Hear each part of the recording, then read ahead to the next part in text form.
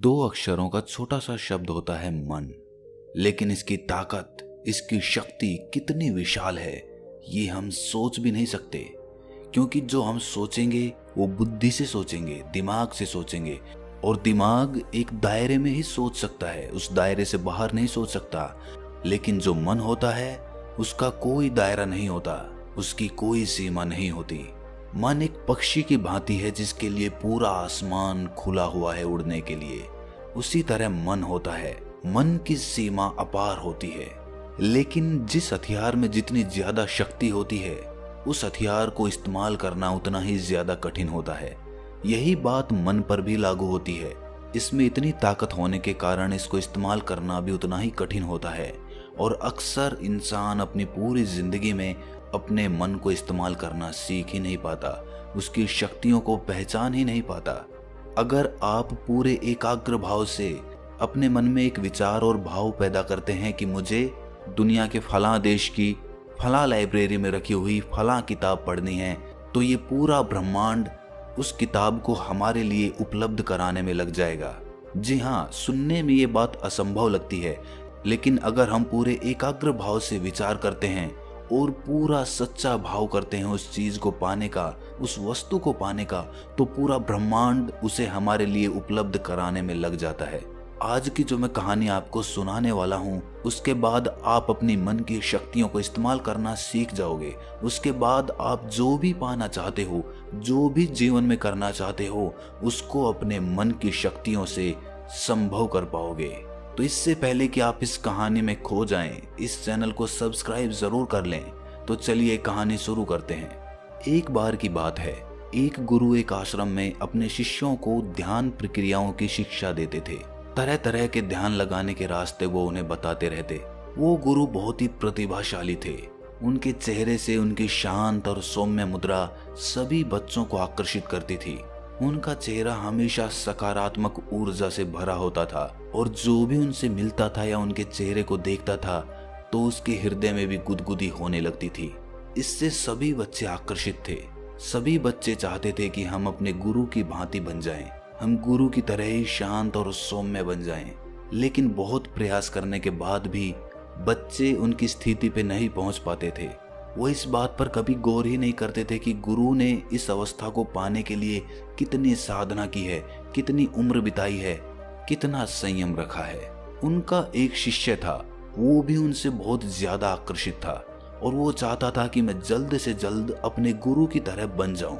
इसीलिए बहुत सारी ध्यान प्रक्रियाएं करने के बाद भी जब वो उस अवस्था को हासिल नहीं कर पाया, तो उसने सोचा कि गुरु हमसे पूरा ज्ञान नहीं दे रहे हैं, गुरु हमसे कुछ ना कुछ छिपा रहे हैं। इसी संदेह ने उसके मन को घेर लिया। उसका मन पूरा संदेह से भर गया, और इस संदेह का निवारण करने के लिए उसने सोचा कि मैं पूरी तरह से गुरु की नकल करने लग जाता हूँ। जिस तरह पूरे दिन में गुरु आचरण करते हैं उसी तरह से मैं भी करूँगा, तो मैं भी इस अवस्था को प्राप्त कर लूंगा।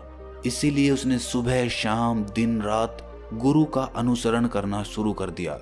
वो छुप छुप कर अपने गुरु को देखा करता था कि गुरु किस तरह बैठते हैं, किस तरह उठते हैं, किस तरह ध्यान लगाते हैं, किस तरह किसी से बातचीत करते हैं, किस तरह गुरु चलते हैं। उसने हर छोटे से छोटा गुरु का व्यवहार नकल करना शुरू कर दिया। जिस तरह गुरु आचरण करते थे उसी तरह उस शिष्य ने करना आरंभ कर दिया। पहले उसने देखा कि गुरु किस तरह बात करते हैं, तो उसने भी उसी तरह बात करनी शुरू कर दी।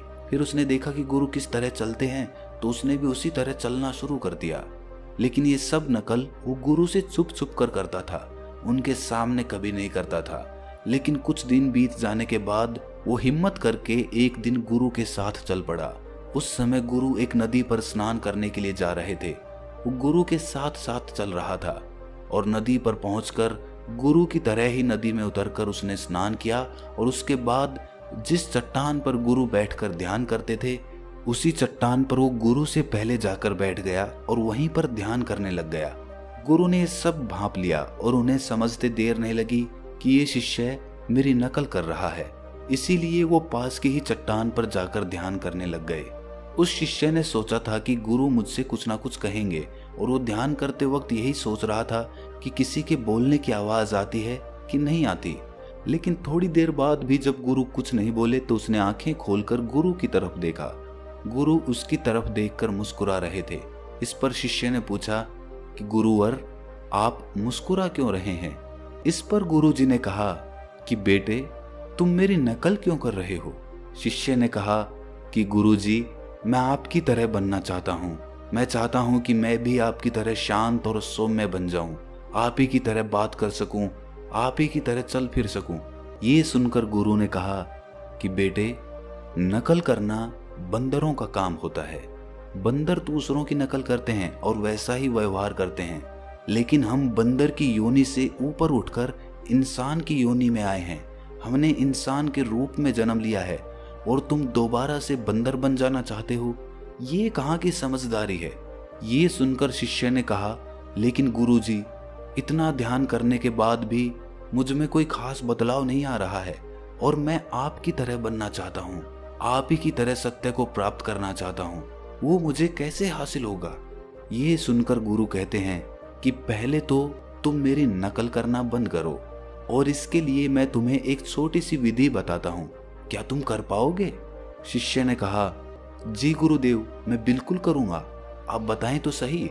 इस पर गुरुजी ने कहा कि तुम 1 महीने तक अपने विचारों को देखना शुरू करो और जो भी विचार आता है उन विचारों की संख्या के रूप में तुम लकड़ियां इकट्ठी करने लगो। ध्यान रहे, एक विचार के बदले 1 लकड़ी, और 1 महीने में ये सारी लकड़ियां इकट्ठी करके जो सामने झोपड़ी है उसमें रखते जाओ। ध्यान रहे, हर एक विचार के लिए 1 लकड़ी। जब भी तुम्हें कोई विचार आए तो उसके परिणाम स्वरूप तुम 1 लकड़ी उठाकर उस झोपड़ी में रख देना। ये प्रक्रिया तुम 1 महीने तक करो। शिष्य ने कहा, जी गुरुदेव, मैं ऐसा जरूर करूंगा। मैं 1 महीने तक जितने मुझे विचार आएंगे उनके परिणाम स्वरूप उतनी ही लकड़ियां इकट्ठी करके इस झोपड़ी में रखता जाऊंगा। इस पर गुरु ने कहा, इसके साथ तुम्हें एक काम और करना है। जो भी विचार ध्यान, ज्ञान और सत्य का होता है, उन विचारों की लकड़ियां इकट्ठी करके झोपड़ी से बाहर रखना। ध्यान रहे, बाकी विचारों की लकड़ियां झोपड़ी के अंदर और जो ध्यान, ज्ञान और सत्य की लकड़ियां हो वो झोपड़ी के बाहर रखनी है, और ये सब प्रक्रिया तुम्हें 1 महीने तक करनी है। इस पर शिष्य ने पूछा, लेकिन गुरुजी, इससे होगा क्या? गुरुजी ने कहा कि ये तुम्हें ये प्रक्रिया पूरी करने के बाद ही पता चलेगा। तुम बिना परिणाम की चिंता किए हुए इस प्रक्रिया को 1 महीने तक करो। उसके बाद क्या हासिल होता है वो हम बाद में चर्चा करेंगे। उस शिष्य ने ऐसा ही किया। 1 महीने तक जो भी विचार आता रहा उसने उसके परिणाम स्वरूप उतनी ही लकड़ियां इकट्ठी करके झोपड़ी के अंदर और बाहर रखता रहा। 1 महीने का समय बीतने के बाद वो गुरुजी के पास गया और गुरुजी को कहा कि गुरुवर, मैंने वो प्रक्रिया पूरी कर ली है। ये सुनकर गुरुजी उसके साथ आए और उस झोपड़ी के अंदर गए जहां पर उसने वो लकड़ियां इकट्ठी कर रखी थी। गुरुजी ने देखा कि वहां पर बहुत सारी लकड़ियां इकट्ठी हो रखी हैं।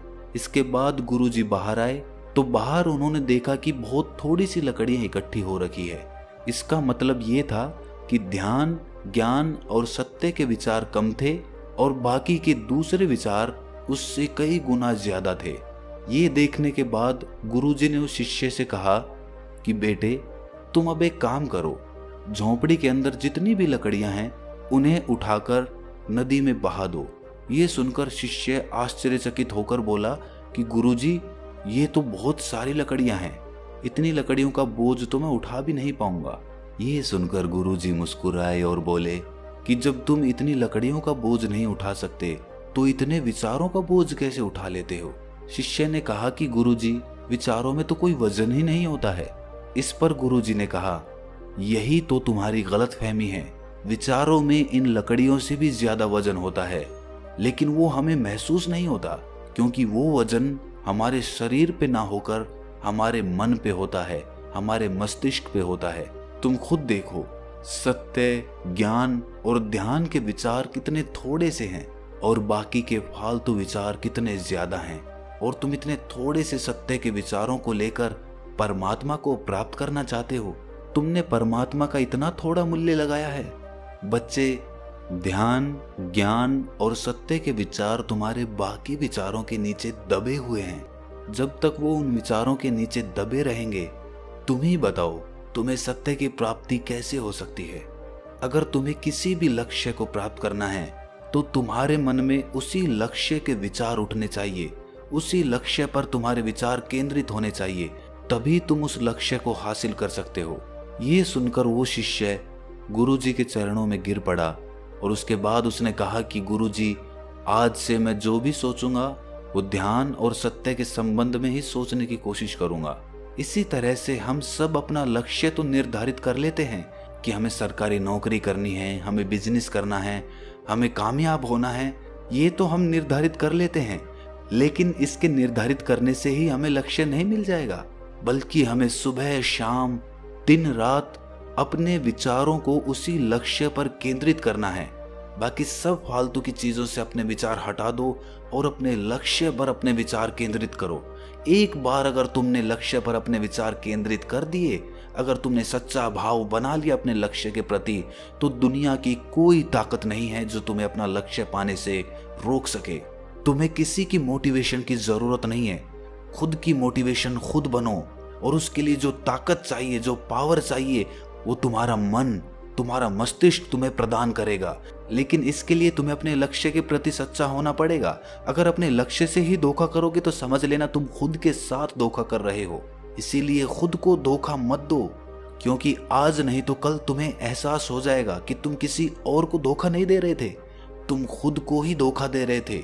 खुद को ही तुम झूठ में रखे हुए थे, खुद के मन को ही तुम पागल बना रहे थे। क्योंकि आखिरकार तुम जो भी करोगे वो खुद के लिए करोगे। अगर कल को तुम अपना लक्ष्य प्राप्त करोगे तो सबसे ज्यादा खुशी किसे होगी?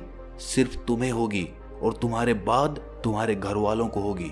इसीलिए अपनी खुशी के लिए, अपने घर वालों की खुशी के लिए अपने लक्ष्य के प्रति सच्चे रहो, ईमानदार रहो और अपने विचारों को, अपने मन को अपने लक्ष्य की तरफ केंद्रित कर दो और पूरी ताकत झोंक दो।